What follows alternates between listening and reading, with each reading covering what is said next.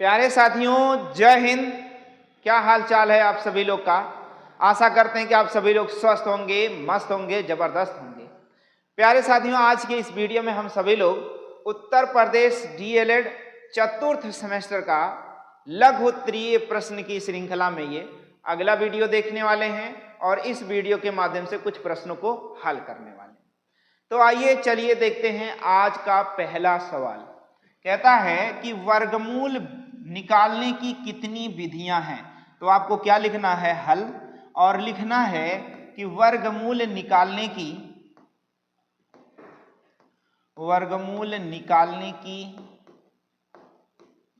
तीन विधियां हैं। वर्गमूल निकालने की तीन विधियां हैं।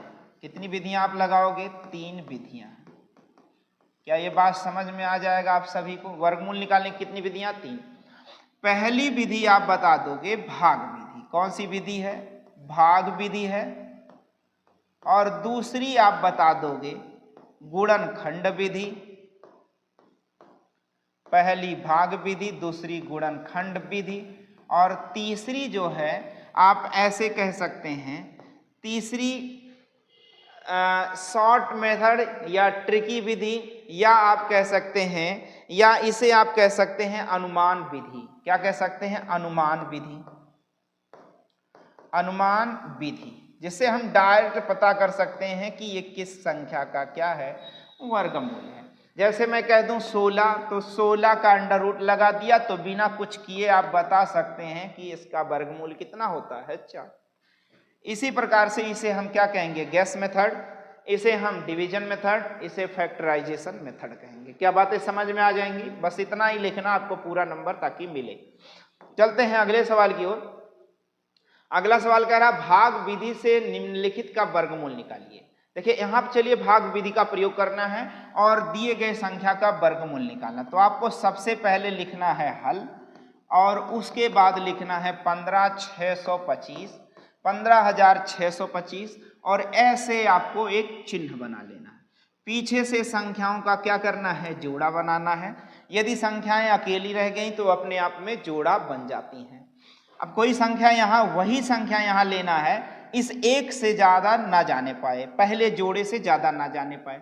तो मैं एक लेता हूं, एक, और एक का गुणा एक से करोगे तो एक हो जाएगा, एक गुणे एक बराबर एक, और दोनों को घटाओगे तो क्या आ जाएगा? 0। अच्छा, इस एक को लाकर यहाँ आपको जोड़ना है, तो एक एक दो, अगला पेयर भी आपको उतारना है 56, अगला जोड़ा उतारना है।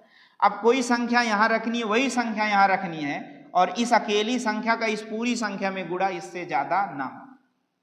इसे आप 20 प्लस समझोगे तो 20 दूनी 40, यानी 2 बार ले जाओगे तब जाएगा। 3 बार ले जाओगे तो 20 तिया 60 ज्यादा हो जाएगा, तो 2 बार। 2 गुणे 22, तो 22 दूना 44 हो जाएगा, और यहाँ घट जाएगा 2 और 1 आ जाएगा। अब इस 2 को लाकर यहाँ आपको पुनः फिर से एक बार जोड़ना है, तो क्या आ जाएगा भैया? 22 2 24। फिर देखेंगे अगला जोड़ा आप क्या कर लेंगे? उतार लेंगे। अब देखिए यहाँ 250 समझिए या 200 प्लस समझिए, 2 छक 12, 6 बार नहीं लिखेंगे हम, कुछ ऐसी संख्या ताकि इसके बराबर हो जाए, इससे ज्यादा ना होने पाए, कम भले रहे। तो 5 मैं रखता हूं यहाँ, और यहाँ भी 5। 5 पचे 25 के 5 हासिल आए 2, 5 चौक 20, 2 22 के 2 हासिल आए 2, 5 दूनी 10, 2 12। अब आप देखेंगे यहाँ पर सारी चीजें क्या गई? कट गई, और रह गया 125। अतः आपको लिखना है, अतः अंडर रूट 15,625 का वर्गमूल का क्या? वर्गमूल कितना होगा? तो इसका वर्गमूल 125 होगा। क्या ये बात आपको समझ में आ जाएगा? इस प्रकार से आपको निकाल कर लिखना है। यदि आपको ना समझ में आया हो, यदि आपको यह प्रश्न ना समझ में आया हो, तो वीडियो को रिवर्स करके पुनः वीडियो को देख लें, ताकि आपके लिए रामबाण हो जाए और आपके एग्जाम में आए तो इसे आप लगा पाएं। चलिए अगले सवाल की ओर चलते हैं। अगला सवाल कहता है इसका मान ज्ञात कीजिए। दिए गए समीकरण का मान ज्ञात करना और इसे आपको हल करना है। तो देखिए कि अंडर रूट क्या दिया गया है, ध्यान रहे। चलिए दिया क्या गया है? कह रहा अंडर रूट में 4 की घात, अंडर रूट में 2 की घात 4 दिया गया है, 2 की घात 4 प्लस में 64 घनमूल में दिया गया है और दिया गया है प्लस में 4 मूल 2 टू द पावर 8 दिया गया है। कह रहा मान ज्ञात कीजिए। अब आप देखिए इस 2 की घात 4 को ऐसे रहने दिया, जो वर्गमूल लगा इसे हम 1/2 लिख सकते हैं, प्लस 64 का घनमूल अगर आप निकालना चाहो या 64 को लिख सकते हो 4 की घात 3, 4 चौक 16 चौका 64, और इसके घनमूल में 3 है तो 1/3 लिख सकते हैं, प्लस 2 की घात 8 है तो इसे ध्यान रहे, इसे 2 की घात 8 रहने दिया जाए और यहाँ 4 मूल लगा है, इसे 1/4 कर देंगे। एक चीज मैं आपको समझा देता हूं कि अंडर रूट यदि x दिया गया हो, यदि अंडर रूट x दिया गया हो तो ये x/2 होता है, या क्यूब रूट x दिया गया हो तो इसका मतलब x/3 होता है, या 4 मूल x दिया गया हो तो इसका मतलब होता है x की घात 1/4 होता है। इसे आप समझ कर रखोगे तो ये सवाल आपका लग जाएगा, इसमें बहुत आसानी से सवाल को लगाया जा सकता है। अब देखोगे घात की घात आपस में गुणा हो गई तो 2 दूनी 4, यानी यहाँ 2 बच जाएगा, 2 से 4 को काट दिया जाएगा तो 2 की घात 2 रह गया, प्लस यहाँ देखोगे 3 से 3 कट जा रहा है, रह गया 4 की घात 1 रह गया, प्लस यहाँ देखोगे 4 दूनी 8, यानी 4 से 8 को काटा जा रहा तो 2 की घात 2 रह गया। अब देखो 2 की घात 2 बराबर 2 दूनी 4 और प्लस में 4 और प्लस में 2 की घात 2 बराबर फिर से 4 रख देंगे और इनको जब हम जोड़ेंगे तो उत्तर क्या आएगा, 12 आएगा। अतः उत्तर बराबर हम क्या रखने वाले हैं, 12। क्या बातें समझ में आ जा रही हैं?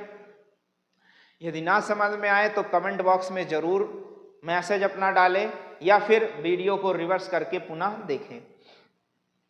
अगला सवाल देखेंगे, कह रहा वर्ग किसे कहते हैं। देखिए अगला सवाल आपके सामने आ गया है, वर्ग किसे कहते हैं। तो आप लिखिए हल और लिखिए वर्ग, वर्ग लिख दीजिए स्क्वायर। और देखिए आपको लिखना है वर्ग किसे कहते हैं। तो जब 2 समान संख्याएं आपस में गुणा करके, जब आप लिख सकते हैं 2 समान संख्याएं, लिख लीजिए 2 समान संख्याओं का गुणनफल, 2 समान संख्याओं का आपस में गुणनफल, 2 समान संख्याओं का आपस में गुणनफल उस संख्या का पूर्ण वर्ग कहलाता है। क्या ये बात समझ गए ना? वह संख्या का पूर्ण वर्ग कहलाता है। जैसे x है और इसी का x में गुणा तो क्या कहलाएगा, x²। तो यानी x 4 है, 4 का 4 में गुणा तो 4 का वर्ग हो गया और इसे हम लिखा जा सकता, हम लिख सकते हैं 4 चौक 16। इस प्रकार से सवाल का उत्तर हो जाएगा। अगला सवाल देखते हैं, कहता है निम्नलिखित में से दी गई संख्याओं की माध्यिका ज्ञात कीजिए। देखिए दी गई संख्याओं की माध्यिका ज्ञात करना है। अब आपके पास संख्याएं दी गई, इसकी माध्यिका ज्ञात करना है, जबकि आपको पता है माध्यिका बराबर होता क्या है। आपको पता है माध्यिका बराबर होता क्या है कि संख्याओं को या तो आरोही क्रम या अवरोही क्रम में करें। यदि विषम संख्याएं हैं तो मध्य का मान माध्यिका कहलाता है, यदि सम संख्याएं हो तो बीच की 2 संख्याओं का जोड़ बटे 2 माध्यिका कहलाता है। तो पहले संख्याओं को हम आरोही अवरोही क्रम में करेंगे। तो आरोही अवरोही क्रम में करने के लिए पहले इसकी जांच करेंगे कौन सी बड़ी संख्या कौन सी छोटी। तो देखिए ये आप अपनी कॉपी में करें चाहे अलग से करें, ये आपके ऊपर है। मैं 2 से 1 में भाग दे रहा हूं या 1 में 2 से भाग दे रहा हूं तो आएगा 0.50 आएगा या 50 पैसा। 1/2 बराबर कितना होता है, 50 पैसे। 1 में 3 से भाग दोगे तो आएगा 33। अब 1 में 4 से भाग दोगे तो आएगा क्या, 25। अब 7 में 8 से भाग दोगे तो 0.8, 28, 64, 64, 6, 70, 60 और 8 सते 56। अब 2 में 5 से भाग दोगे तो दशमलव क्या आएगा, 4 आएगा, 5 चौक 20। अब आप पहले संख्याओं को आरोही क्रम में करें, बात समझ रहे हैं ना। बात माध्यिका बराबर क्या होता है, पहले संख्याओं को आरोही क्रम में। देखिए मैं लिख देता हूं संख्याओं को आरोही या अवरोही जो भी समझ में आए आपको, आरोही क्रम में करने पर तो सबसे पहले इसमें देखें सबसे छोटी संख्या कौन सी है, तो 1/4 है, सबसे छोटी 1/4 है। उससे बड़ी क्या है आपका 1/3 है, इससे बड़ी 2/5 है, इससे बड़ी आपका 1/2 है, इससे बड़ी यानी सबसे बड़ी 7/8। संख्याएं आरोही क्रम में हो गई। अब माध्यिका बराबर आपको पता है कि माध्यिका बराबर होता क्या है, माध्यिका बराबर होता क्या है, पदों की संख्या। क्या भैया, हम सीधे लिख लेते हैं यन पदों की संख्या प्लस 1/2वां पद। क्या बात आपको समझ में आ रहा है? अब यन मतलब 1 2 3 4 5, 5 प्लस में 1/2, तो 5 1 6/2 बराबर तीसरा पद। क्या भैया, तीसरा पद। बात समझ गए ना? तीसरा पद आपका सवाल का उत्तर। आप जैसे भी लिख लें 3 या क्या कह लें तीसरा पद, तीसरा पद दिए गए सवाल का उत्तर हो जाएगा। तो तीसरा पद क्या है 2/5, अतः माध्यिका बराबर 2/5 होगी और सवाल का क्या हो जाएगा उत्तर हो जाएगा। क्या बातें समझ में आ जाएंगी? और यहाँ पर 1 2 3 4 5, 5 यानी विषम पद है तो माध्यिका निकालना आसान हो जाएगा। चलते हैं अगले सवाल की ओर। अगला सवाल आपका कहता है निम्नलिखित में से दी गई संख्याओं का औसत ज्ञात कीजिए। क्या करना है आपको? दी गई संख्याओं का औसत ज्ञात करना है। तो औसत बराबर मैं आपको बता दूं, औसत ज्ञात करने के लिए, चूंकि औसत बराबर होता क्या है, औसत बराबर होता है पदों का योग। क्या आपको याद रखना है? आपको याद रखना है पदों का योग, पदों का योग बटे में पदों की संख्या। आपको यही याद रखना है, पदों की संख्या याद रखना है। क्या ये बातें समझ गए? तो पदों का योग आप कर लो, 3.5 प्लस में 4.2 प्लस में 5.3 प्लस में 23.7 प्लस में 4.5 प्लस 5.6 प्लस 56.4 और बटे में आपको क्या करना है 1 2 3 4 5 6 7 कर देना है। क्या बातें समझ में आ गई? अब इन सब का जोड़ आप देखोगे तो कितना आएगा। तो चलिए इनका जोड़ आप अलग से अपनी कॉपी पर कर सकते हैं। 3.5, 4.2, 5.3 और 23.7 और 4.5, 5.6 और 56.4। 6 4 10, 10 10 20, 20 10 30, 2 32 के 2 हासिल आए 3। आप देखेंगे 3 आ गया, 5 5 10 और 10 10 20, 20 और 20, 3 3 6 20, 10 30, 30 3 33 के 3 हासिल आया 3। 5 2 7 3 10 यानी 103.2 आ गया, 103.2 आ गया और बटे में क्या आ गया 7। अब देखेंगे 7 से भाग देंगे तो 7 एकन 7 आ जाएगा, 7 3 10, 3 10 मतलब 33। अब 7 चौक 28, 7 चौक 28, 7 एकन 7 3 10, 30 3 33, 7 चौक 28, 28 5 है, 28 5 33, 5 मतलब यहाँ 52 हो जाएगा। तो 7 7 49, 49 4 52, तो 7 5 35 यानी 49 49 3 52, तो 7 चौक 28। तो देखिए आपका सवाल का उत्तर क्या बनने वाला है। क्या बात समझ में आया? यहाँ आपको 4 रख लेना है और इस सवाल का औसत क्या आ जाएगा 14.74, यही औसत है। हो सकता है आप 75 लिख दें तो भी कोई दिक्कत आपके लिए नहीं होगा, क्योंकि आपको पूरा नंबर मिलने वाला है। क्या बातें समझ में आ जाएंगी? आप सभी को पूरा नंबर मिल जाएगा, 74.4 मिल जाएगा। क्या बातें समझ में आ गई हैं? चलिए अगले सवाल की ओर स्क्रीनशॉट लेते रहिए। अगला सवाल आप देखते हैं, कह रहा माध्यिका किसे कहते हैं। लीजिए माध्यिका, अभी मैंने आपको समझाया कि माध्यिका किसे कहते हैं। तो आप लिखिए हल कीजिए, हेडिंग डाल दीजिए हल और लिख लीजिए माध्यिका। क्या लिखना आपको? माध्यिका। अब आप देख पा रहे हैं माध्यिका किसे कहते हैं। तो दिए गए आंकड़ों को पहले उनके आरोही या अवरोही क्रम में आप लिख लें। दिए गए आंकड़ों या आप कह सकते हैं संख्याओं, दिए गए आंकड़ों या संख्याओं को सबसे पहले अवरोही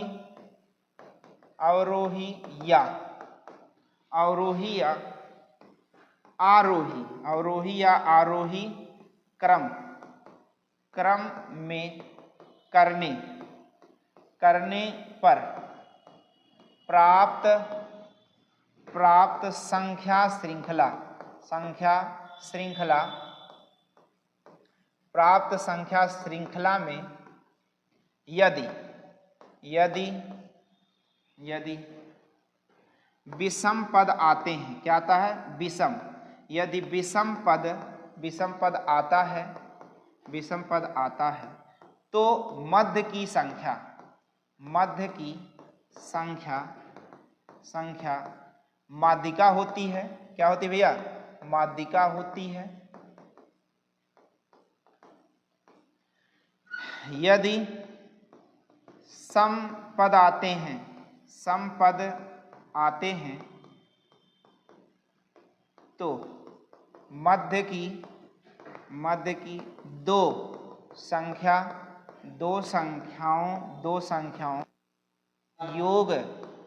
योग दो संख्याओं के योग को, दो संख्याओं के योग, आप क्या कह सकते हैं? दो संख्याओं के योग को दो से, किससे? दो से भाग करके माध्यिका, क्या भैया? माध्यिका ज्ञात किया जाता है। बात समझ गए ना?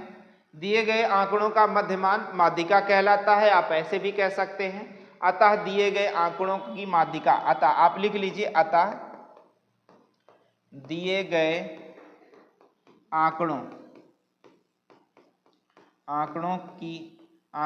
का मध्यमान, दिए गए आंकड़ों का मध्यमान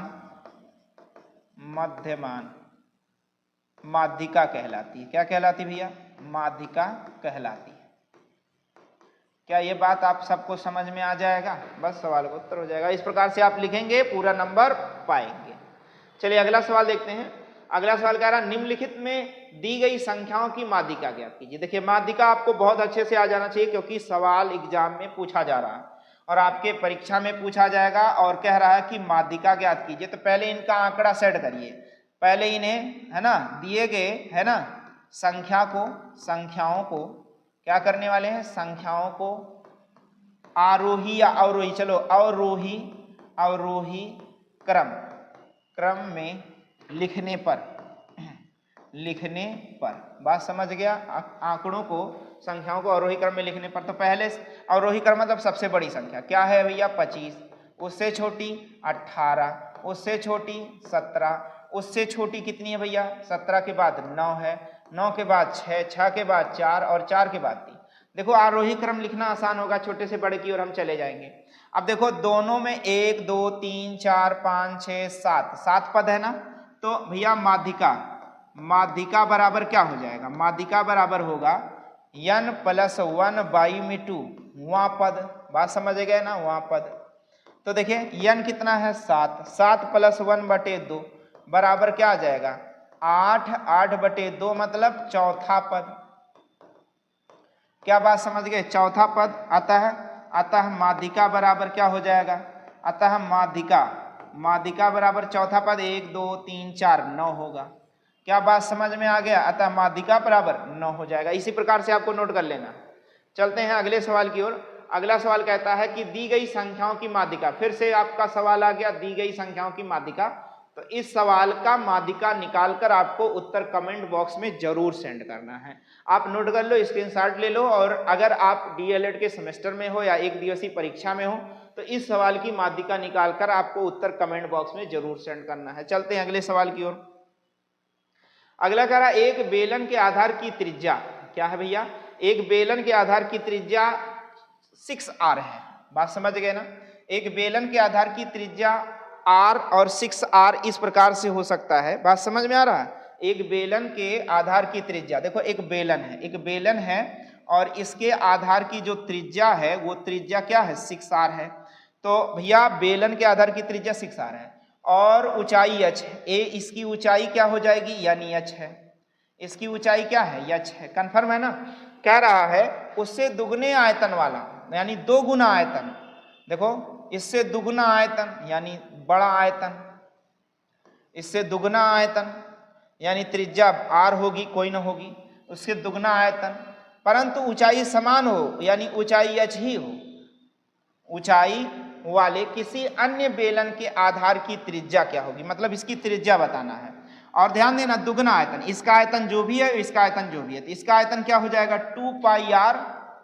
2 पाई r स्क्वायर h हो जाएगा इसका आयतन, और इसका आयतन क्या हो जाएगा भैया पाई r स्क्वायर h हो जाएगा। क्या बात समझ गए ना, इसका आयतन क्या होने वाला केवल पाई r स्क्वायर h, इसका 2 पाई r स्क्वायर h। अब देखो यहाँ r है तो इस r की जगह क्या करने वाले हम 6r करने वाले, यहाँ पर त्रिज्या के रूप में हम क्या रखने वाले हैं 6r रखने वाले, 6r का होल स्क्वायर इनटू में h, और यहाँ देखो 2 पाई r स्क्वायर h है। अब एक चीज समझो, जब r दोनों ओर समान है तो कट जाएगा, पाई दोनों ओर समान है कट जाएगा, तो रह जाएगा क्या 2 कैपिटल R स्क्वायर बराबर 6 देखो यहाँ लिख लो 6 छवा का 36, 6 छवा का 36 R स्क्वायर लिख दो, ठीक है ना। अब देखो 2 गुणे में है तो 2 बटे में आ जाएगा, अब आ गया R स्क्वायर बराबर 36, ध्यान देना 36 R स्क्वायर बटे में 2। अब वर्ग का उल्टा हो जाता है वर्गमूल, और कैपिटल R का मान आ गया 36 का वर्गमूल क्या हो जाएगा 6 छवा का 36 यानी 6, और R स्क्वायर में से R बाहर आ जाएगा और बटे में √2 आ जाएगा। क्या बातें समझ गए, यही सवाल का उत्तर होगा। माना कि अगर ये आपके एग्जाम में ना दिया हो, इसे आप नहीं लगाना चाहते, तो इसका सवाल का उत्तर एक दूसरा भी आएगा। जैसे आपने त्रिज्या R बराबर क्या निकाल दिया 6R बटे में √2, तो √2 से ऊपर और √2 से नीचे गुणा कर देना है। देखो ऊपर आ जाएगा 6√2R आ जाएगा, और नीचे √4 हो जाएगा, और √4 का वर्गमूल 2 हो जाएगा, तो 2 3 6 यानी 3√2 और इनटू में R बड़े वाले बेलन की त्रिज्या हो जाएगी। क्या ये बात समझ गए। इसी प्रकार से आपको सवाल का उत्तर देना है। बाकी आपके प्रश्न में क्या गलती है वो बात की बात है, मैंने सवाल को अच्छे से अपने तरीके से जहां से आपको पूरा नंबर मिलने वाला है बता दिया है। प्यारे साथियों, इस वीडियो के माध्यम से मैंने उत्तर प्रदेश डीएलएड के चतुर्थ सेमेस्टर का मैथ का लघु उत्तरीय प्रश्न की श्रृंखला में अगला वीडियो अपलोड किया है।